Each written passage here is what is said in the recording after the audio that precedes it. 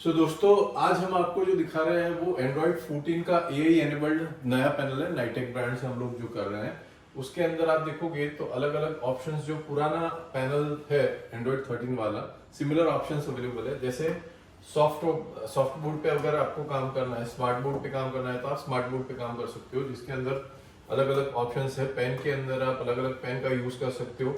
इसके अंदर जो एडिशन हुआ है वो बहुत बढ़िया नए फीचर्स आए हैं। जैसे यहाँ से मुझे टेक्स्ट पेन अगर मैं सिलेक्ट करता हूँ तो कोई भी टेक्स्ट को जब मैं रैंडम लिखता हूँ तो पैनल अपने आप उस टेक्स्ट को टेक्स्ट ऑटो टेक्स्ट में कन्वर्ट कर लेगा। जो मेरी लिखावट है उसको ऑटो टेक्स्ट में कन्वर्ट कर लेगा। तो ये एक अच्छा फीचर आया है। बाकी पेन के जो सारे फीचर्स हैं वो नॉर्मल है। बेस्ट पार्ट के इसमें टाइम लेग काफी रिड्यूस हो चुका है। एंड्रॉइड 14 के पैनल में टाइम लेग काफी रिड्यूस हो चुका है। ठीक है, इसके अंदर दूसरा अलग अलग पेन मुझे यूज करना है। जैसे अभी ये स्टैंडर्ड पेंसिल लेता हूँ तो आप स्टैंडर्ड पेंसिल से लिख सकते हो। उसके अलावा पेंसिल के कलर्स चेंज कर सकते हो। ठीक है, ink pen, marker pen, text pen, shape pen. Shape pen भी जैसे ऑटो शेप रिकॉग्निशन है, सेम फीचर है। जब आप कोई शेप को ड्रॉ करते हो तो पैनल अपने आप आइडेंटिफाई कर लेता है कि ये कौन सा शेप है। जैसे मैंने स्क्वायर किया तो स्क्वायर हो जाएगा, जैसे मैंने राउंड किया तो राउंड हो जाएगा। उस तरीके से पैनल अपने आप आइडेंटिफाई कर लेता है। सिमिलरली जैसे पेन में ये सारे ऑप्शंस देखें, इरेजर में भी जैसे प्रीवियस पैनल में था उसी तरीके से आप मैनुअली भी इरेज कर सकते हो। उसका जो साइज है उसको प्लस माइनस कर सकते हो, ज्यादा कम कर सकते हो। उसके अलावा दूसरे भी ऑप्शंस है। पूरा अगर मुझे क्लियर करना है पैनल, पूरा स्क्रीन क्लियर करना है तो उसके लिए भी ऑप्शन है। ठीक है, इस तरीके से अलग अलग इरेजर ऑप्शंस है। अपार्ट फ्रॉम दैट अगर कुछ आपको सिलेक्ट करना है तो सिलेक्ट करने के लिए भी आपके पास यहाँ कर्सर है। जैसे मैंने कोई भी ऑब्जेक्ट यहाँ पर ड्रॉ किया, पेंसिल सिलेक्ट करके कोई ऑब्जेक्ट मैंने ड्रॉ किया, उस ऑब्जेक्ट को मुझे सिलेक्ट करना है तो सेम वे जो पिछला पैनल में था, प्रीवियस वर्जन में था, इस तरीके से सिलेक्शन हो सकता है। उसके अलावा जैसे अलग अलग शेप्स हैं तो 2D 3D शेप्स ये पहले भी थे, उसकी थिकनेस, कलर सब चेंज कर सकते हो। यहाँ जो नई चीज है वो है टूल बॉक्स। टूल बॉक्स के अंदर काफी सारी नई चीजें आ गई है।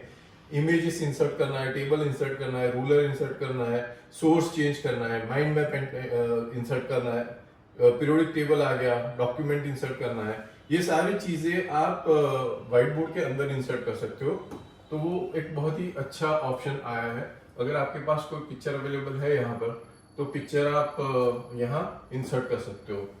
इसके अलावा टूल बॉक्स के अंदर अगर आप देखोगे तो माइंड मैप इंसर्ट करना है तो माइंड मैप इंसर्ट हो गया। अभी मैं स्क्रीन को क्लियर कर लेता हूँ, फिर से एक बार माइंड मैप डालता हूँ। तो जैसे ये माइंड मैप मुझे चाहिए तो माइंड मैप इसका इंसर्ट हो गया। ये भी एंड्रॉइड 13 में फीचर अवेलेबल था। इसके अलावा वोट किट है, टाइमर है, पीरियोडिक टेबल है। ये सारे ऑप्शंस, जैसे पीरियोडिक टेबल मुझे यूज करना है, उसका अंदर कोई एलिमेंट को मुझे सिलेक्ट करना है तो वो भी पॉसिबल है। इसको मूव करना है,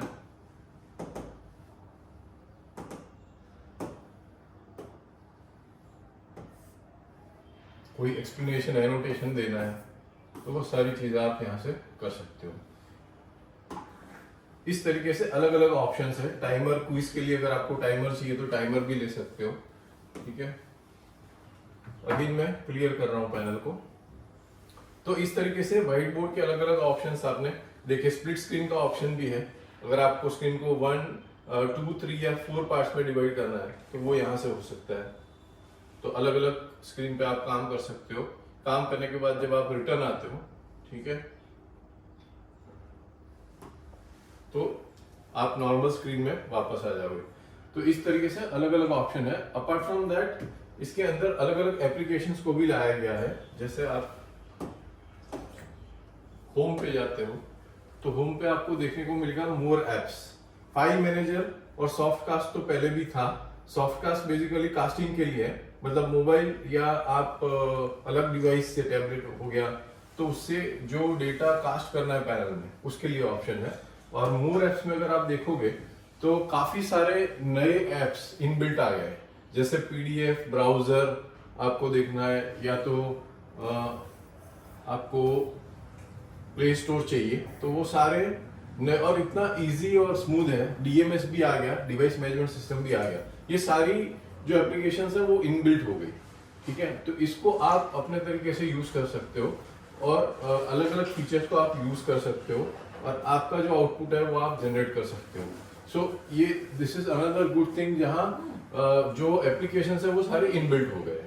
ठीक है, तो इस तरीके से ये जो नया पैनल है वो आपको काफी सारी चीजें, जैसे एआई एनेबल्ड पैनल है, तो एआई सॉफ्टवेयर अगर आपके पास है तो ये इसके ऊपर काम करेगा।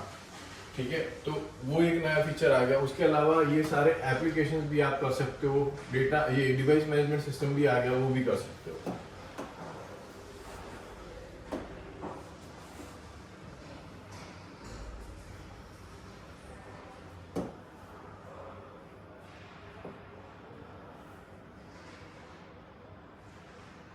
एनोटेशन वगैरह करना है तो वो भी कर सकते हो यहाँ से।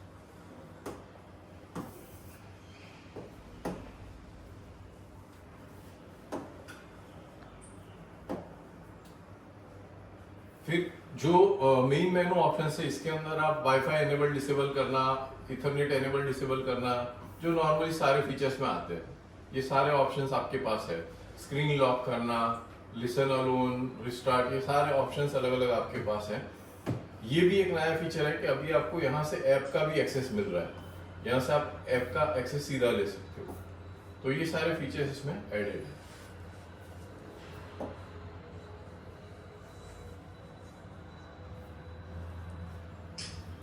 फाइल मैनेजर जो स्टैंडर्ड कमांड है, फाइल स्टोरेज क्या है वो आप यहाँ देख सकते हो। कोई फाइल को एक्सेस करना है तो वो भी कर सकते हो। तो इस तरीके से कुछ ऑप्शंस आपको नए मिल रहे हैं। यहाँ एआई असिस्टेंट भी आ गया है, ये भी एक अच्छा फीचर है।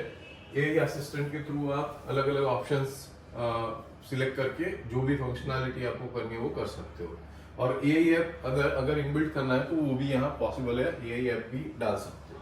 तो इसको एआई एनेबल्ड पैनल बोलते हैं, जो कि नया वर्जन है, जिसके अंदर काफी सारे नए नए फीचर्स है। जो प्रीवियस पैनल में जो जो लिमिटेशंस है, इसको यहाँ पर ओवरकम करने के लिए ट्राई किया है। Thank you so much.